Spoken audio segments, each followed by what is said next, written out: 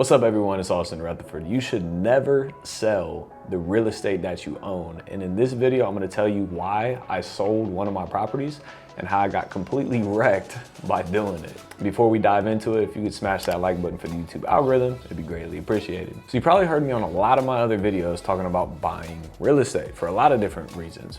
Appreciation, depreciation, cash flow, tenant mortgage buy down, a whole bunch of reasons. But one of the biggest reasons that I own real estate is the depreciation, the tax savings that you can get simply by owning real estate. So you can write properties off all the way to zero and save a whole bunch of money on taxes. But the problem is if you ever go to sell those houses, it's all counted as profit and your tax bill is insane. So let me run through what happened to me and why I did it. And if you stick around to the end, I'm gonna show you 2 ways that you can sell your real estate and still not pay taxes on it. So early on in my career, I ended up buying a duplex, and my cost basis, not what the property was valued at, but my cost basis, all the money I had into the property was $165,000. And I wrote that off over the next few years down to $120,000. And ended up selling that property for $250,000 last year. So I had a big tax bill of $130,000 in profit. Remember, I didn't receive all of that money because I still owed the bank.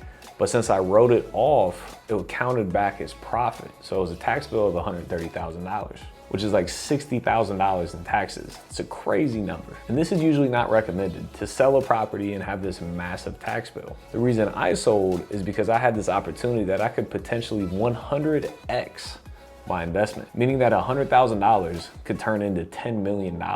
Now this investment hasn't completely played out yet. Obviously I hope it turns into 10 mil. Hopefully I don't lose it all, but it's a risk reward. Am I willing to lose 100 grand to potentially make 10 million? Absolutely. And for me, I'm almost certain that that investment at least doubles. Meaning even with paying the taxes, I still made a ton of money on that opportunity. Leading up to this, I've never sold rental properties that I've owned. I've flipped houses before, but ones that I kept as long-term rentals, I've never sold and really honestly never really planned to sell, because I see it as like future wealth. The reason that I did sell it is because like that investment that I'm talking about was like an opportunity of a lifetime. And if you wanna learn about what that opportunity is and how you can go about doing it, make sure you check out this video in the top right-hand corner here so you can learn more about it. I told you if you stick around to the end, I'm gonna show you 2 ways that you can sell your houses without having to pay taxes. There's 2 strategies with this, right? The first one is called a refinance. So you don't technically sell the house, you still own the house. So let's run the numbers back, right? I was all into this house for 165 grand and it was worth 220, right? Let's say I held on to that property for a few more years and I paid my mortgage down from 165,000 to let's say $100,000. And then that property went up in value from 220 to 250. So I owe 100, it's worth 250. So it's $150,000 of equity within this deal. So what happens is I can go to a bank and I can refinance that property at 80% loan to value, meaning that 80% of 250,000 is $200,000. I owe 100, it's worth 250, the bank will give me 200. So I take that 200 grand, I pay off my original $100,000 loan, and now I have $100,000 of extra money that I can do whatever I want with. Yes, I have a mortgage payment now, a larger mortgage payment, but I have 100 grand of non-taxable money, which is really like 180 grand in real life after taxes. So 100 grand of non-taxable money to go do whatever I want to do with. Buy a house, buy a car, buy a jet, buy some more investments.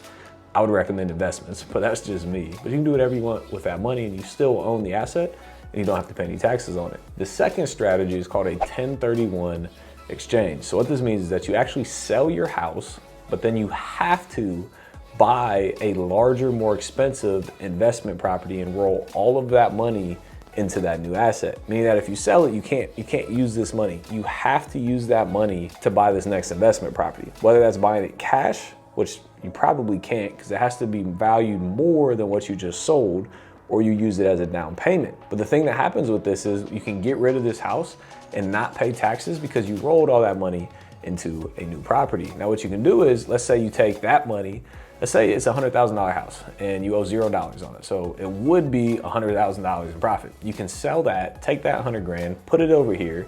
For a $200,000 house, you can put 100 grand into it and 100 grand of your own money. So 200 grand, you can buy it with cash. And then you can go to a bank and refinance at 75% loan to value. So the bank will then give you back $150,000, which will replenish your 100 grand and give you 50,000 of your 100,000 from this property over here back on the refinance. So you can still access that money that's not necessarily available to you and not pay taxes on it. Quick disclaimer here, I'm not a CPA, not a tax advisor. Make sure you do your own due diligence. These are just my own opinions. And the reason that I did not refinance that property is because you only get 75 to 80% of the value. I wanted 100% of my money so I could go out there and I could take that investment opportunity and hopefully 5, 10, 50, 100x my investment. So for me, I needed the money. I wanted to move on. But if you want to avoid maybe paying taxes, talk to your own tax advisor.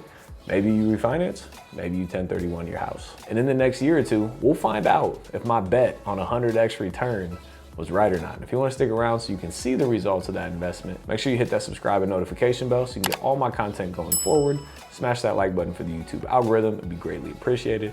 And drop any questions you have in the comment section below. As always, appreciate you being here. We'll see you on the next one.